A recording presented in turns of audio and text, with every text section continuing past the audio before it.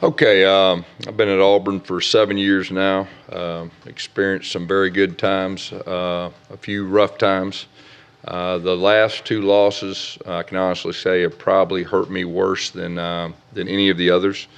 I fully understand our fan base is disappointed, and they should be. Bottom line is we got to coach our players better, and that starts with me. The fact is we're close. Matter of fact, we're real close to being a good team, and we're going to get this thing turned around. LSU is up next, one of the better teams in the country. Defense have 8 starters back. They're averaging 16 points a game, which is in the top 20. Offensively, 9 starters back. It really starts with their running back, Fournette, one of the best players in America. Got the best of us last year. We're going to have to do a good job of tackling him. As far as our team's concerned, Sean White is going to be our starter. John Franklin will be available if needed, but we're going to go with Sean White, and we're confident with that. Questions? After leaving that open for evaluation, Gus, why stick with Sean? Choose to stick with Sean again? Well, we feel like he gives us the best chance of winning, and we got to be better around him. We got to put him in better situations from a coach's standpoint to help him, and that's the reason. After looking at tape, how did you see the play of the offensive line? Do you plan on making any changes? After watching the tape, I thought our offensive line did a solid job. Really what stood out to me Saturday night was the negative plays. They were mess charging from a defensive end standpoint, which they had never done before. We didn't do a good enough job from a offensive coach's standpoint about adjusting quick enough. I think they had 4 negative plays through mess charge. We got to do a better job of making adjustments quicker. So it looked like the offensive line wasn't doing their job, and really it was a coaching adjustment that should have been made earlier. And like I said, they had never done that before, but the bottom line is we got to adjust better. Coach, do you ever worry at all about a rift or friction developing between the offensive and defensive groups? From a team leader standpoint, my job is to make sure that our players are all on the same page. We got an extremely close group. We have great leadership, which helps with that, and there'll be no friction within this team. Like I said, the big thing for me is our players are playing their guts out. They're playing hard. We got to coach them better, and that starts with me, and that's what's going to get done.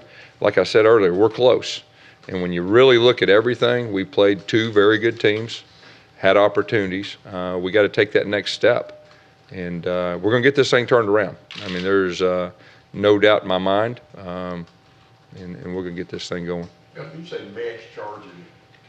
Yeah, defensive end just running straight up field at the midline of the running back and the quarterback mesh, which we hadn't seen any of that until this year, other than Jacksonville State last year. And like I said, we just got to make better adjustments. I mean, defensive guys, when something works, they're all going to do it. And I don't care if you're a guy that's been in the league 20 years and you've never done it. That's just the way it works. And so just charging the mesh of the quarterback and the running back and those negative plays, if you take out the 4 negative plays, you feel a little bit better, about the performance, and we would have had a better likelihood of scoring points. Well, the mischarge, that happened on the first play of the game. It did. That was one of them. It did. Did you identify the need to change the blocking on that, or did you Well, what you do is you're gathering information in the first quarter, and you're trying to figure out, is that just one side? Is that just one play? So you're gathering information. And by the end of the first quarter, you need to have it down. But they blew you up in the fourth quarter. They did. They did on the 4th down, yeah. Was that a missed block, or was that? No, that was a missed call. You said during the game on the telecast that running was such a key point for you, and that was a key point this whole offseason. When running was a big part of the game plan, for instance, last season against Arkansas, and you utilized Robert Leff as the 6th lineman blocking tight end, why was that not part of the game plan at all this past week? When, especially after the mess charging, after that, why wasn't Darius James and Mike Gordon used as a 6th lineman in that spot? We have different packages. Each year's a little bit different too, as far as your personnel and how you feel about that. We'll see moving forward. Obviously, we're going to have some different strategies moving forward to help with that. And that could be a part of it. I'm not going to incriminate what we're doing moving forward, but we will definitely have some different things that could help with that. Yes, Aranda said after the bowl game in Wisconsin that they were able to narrow down greatly what y'all were going to do based on the personnel on the field. And you're facing them again this time. Is that a concern about the substitution? I think each time you play against someone, you've got to look at what they were successful with, and you've got to adjust from a coach's standpoint, and to put your guys in the best situation possible. As far as whether it's personnel, whether it's down and distance, whether it's alignments. You've got to do your homework, and you got to be thinking ahead what they're thinking about. Looking at LSU's defense specifically, what concerns you? What are one or two areas that really concern you? Well, I think their team speed. When you watch them on film, the first thing that stands out to you is their defensive team speed. They all can run. Like I said, they got a lot of guys back, a whole lot of guys, 8 starters back, and they were very solid on defense last year, top 25 defense. So they can all run. How are you approaching, defending Leonard Fournette after he had such a huge game last season? Yeah, Is there any kind of a different approach? Yeah, we're a different team, than we were last year. We're a different defense, but he's one of the best players in college football, and if he gets to the second level, that's when he's extremely tough to handle. And last year he got the second level on us, and we didn't tackle him.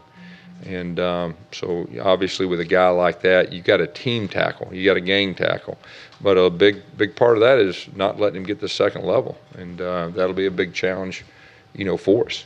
Were you guys kind of like looking for a little bit of redemption after last season? I know we asked Carlton Davis. He said that they were just embarrassed last season. Yeah, I think each individual player, in the defensive side, they want to redeem themselves, and it's a big challenge. They got 9 of their guys back on offense, so that'll be a big part of the game. Stopping the run, they're going to run the football, and stopping the run will be a big part of the game, and will be a key to the outcome.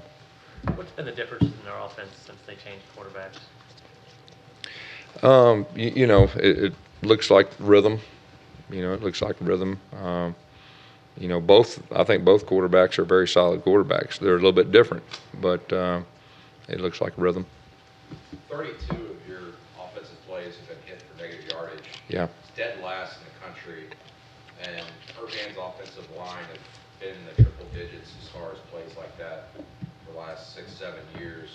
What are your concerns up front, and what are you going to do about fixing that going forward? Yeah, and now that you brought that up, you're exactly right. That's really the number one focus from the offensive staff standpoint is the negative plays, getting behind the chains. Like I said, a lot of that Saturday was on the mesh charge, and we got to do a better job adjusting quicker. First game, there was a few of that same type situations. But our offensive line, just looking at it from Saturday, we're improving.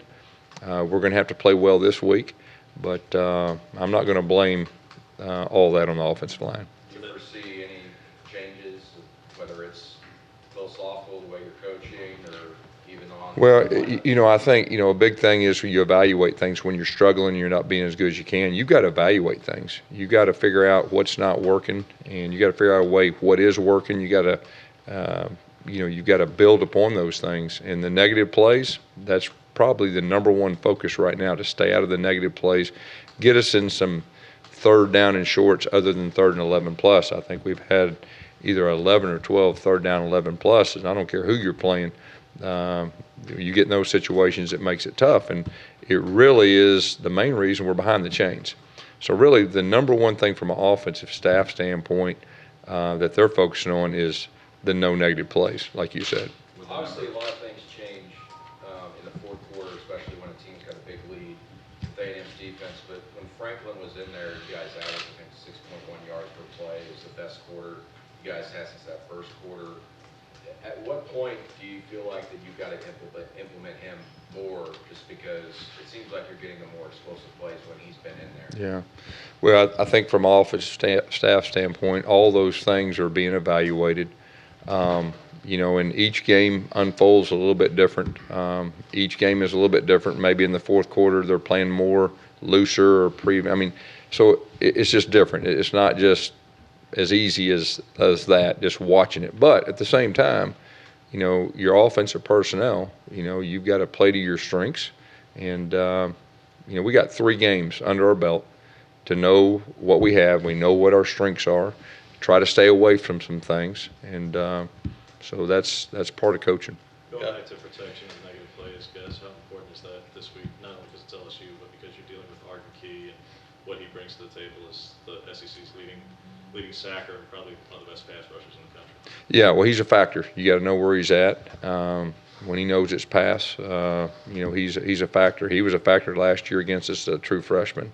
So we definitely have to be aware of him. And like I said, it kind of goes back to what he asked me about negative plays, and that's part of the staying out of the negative plays. What makes him unique compared to a Garrett or Hall who you just played?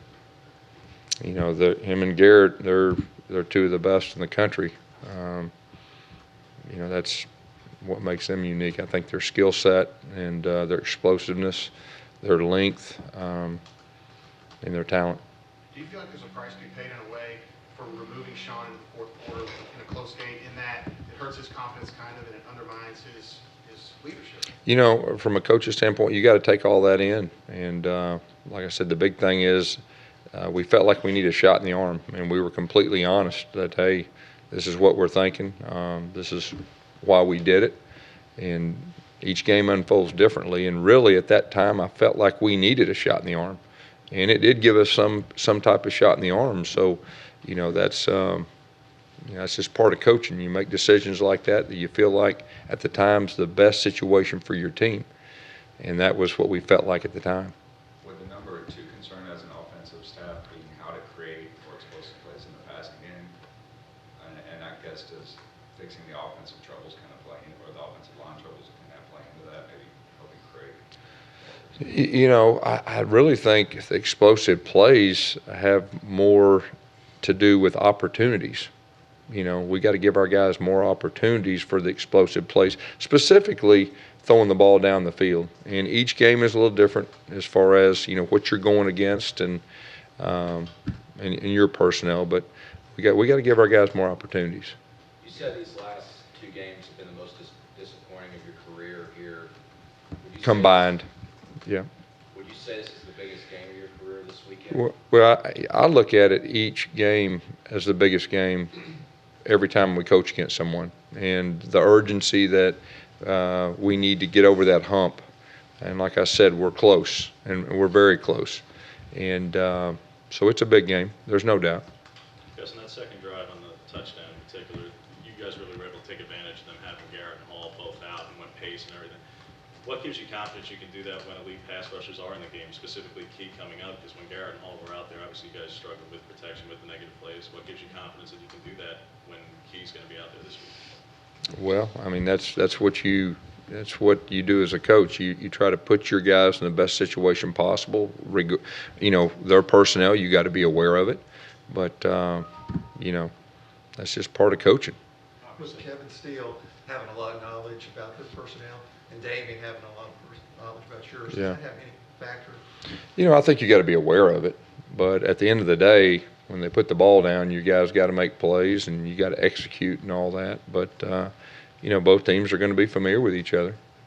Your final snap of the game in the A&M game was a 4th and long, and Franklin just ran out of bounds. Yeah. 5 yards short of the marker. Mm-hmm. That's not a Malzahn type of situation there. You don't coach him to do that. How frustrated were you with that decision? He'll learn from it, and he won't do it again. And that's probably the best way to answer that. That hurt his candidacy to get that job? He's, like I've said before, I mean, he's learning the offense. Every time that he goes out there, we learn more about him. He is explosive, like everybody can see, and just needs to feel more comfortable. But no, we won't be running out of bounds anymore on 4th down. How's he more comfortable throwing the football these last 3 weeks? I thought he threw the ball pretty well when he went in there. We had a drop down the middle of the field, but I thought he threw the ball pretty well. Coach, when you are close, but it's not necessarily manifesting itself in the final score, how do you ensure that the kids see the bigger picture that's taking place? Yeah, well, as the leader, you've got to inspire them. You've got to keep them together.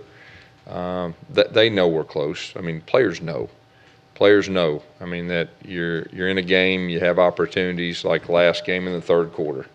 I think our defense had 3 and outs. We had opportunities on the plus side of the field, and we didn't score. Well, your players know that you're close, and just need to take that next step, and we will do that, and I'm very confident we'll do that. I guess you've talked about Sean's confidence in the offense and his experience continues to grow. Does he feel comfortable in your mind to kind of get out of plays, when he kind of looks at the sideline and then goes, no, that's not going to work? Does he have the ability and the authority to kind of do that? On certain plays, he does, and he is getting to a point where, he can take charge a little bit more, and we as coaches, we need to give him a little more freedom, and that's part of the plan moving forward too. And like I said, we got to put him in some better situations also.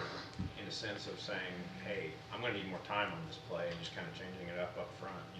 That's kind of something he can do. That's a possibility. Yeah, that's a Gus, possibility. talking about putting him in better situations. I mean, obviously his skill set's different with Yeah. throwing the football. How important is it to get him into a rhythm, throwing the football, first down throws, do some of those things different that you might not do with other guys? Yeah, I think it's very important, and we got confidence in him to do that. And like I said, we had a couple negative plays trying to throw the ball on first down because of the mesh charge, trying to get him in a rhythm. But there's no doubt, when he gets in a rhythm, he's a very solid quarterback. Tre'Davious White is off to a pretty incredible start as far as passing against him. He's one of the best cover corners in the country. Just how do you try to prevent him from wiping out basically half the field, maybe your number one receiver? Yeah, you got to be aware of where he's at, because you're exactly right. He is one of the best in the country. He's a real confident guy. He's got great ball skills. He's their punt returner. He's just a really good football player, and you got to be aware of where he's at. And they move him around. They do a good job of moving him around. He doesn't line up just in one spot all the time. You said in your opening statement how aware you were of how angry, the Yeah. fans, unrest. How much do you insulate yourself from that, and how much do you kind of feel their pain? I definitely feel their pain. First of all, I know the Auburn family. I know their expectations. I don't read social media. I just know, and they expect us to play good football, and I hurt too. As a matter of fact, like I said, we got to do a better job. I got to do a better job, and we're going to.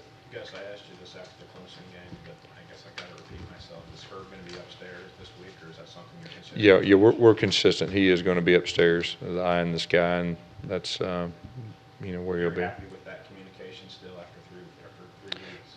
Well, as far as the communication from Herb goes downstairs, Right. I am. I mean, obviously, when you're not doing as well, you evaluate everything. And from a coach's standpoint, how can we improve? How can we give our guys the best chance of winning? And so, we're definitely evaluating that. And there'll be some changes of different things to help our guys and to help the overall offense.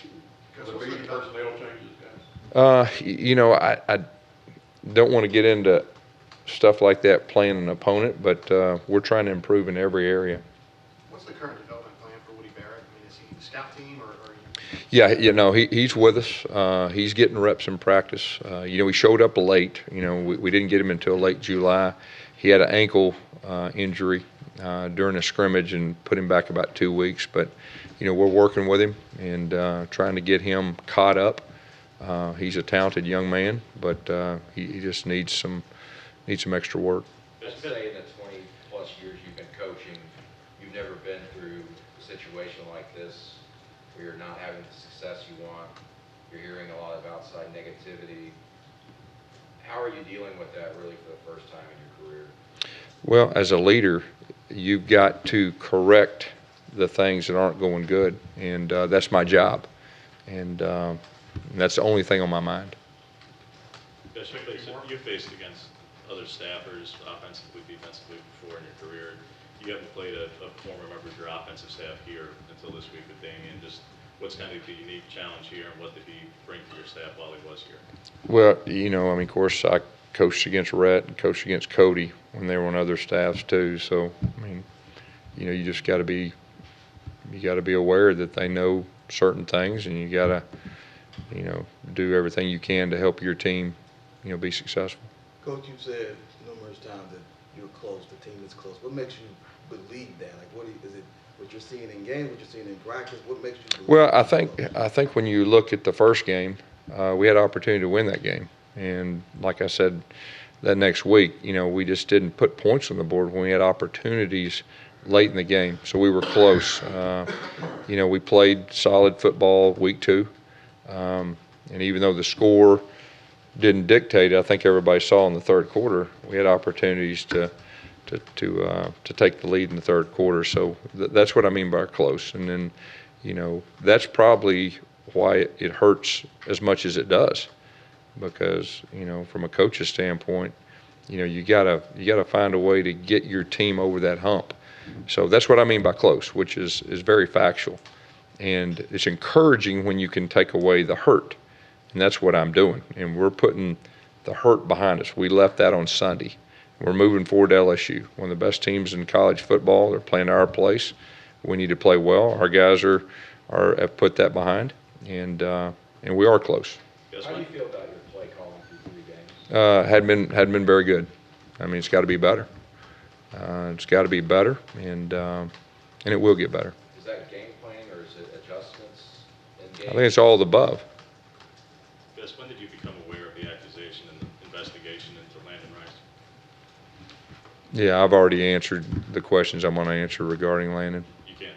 Why did you let him stick around the program in August after he was accused of law? Yeah, I've already answered that. All right, Coach. Thank you. Okay.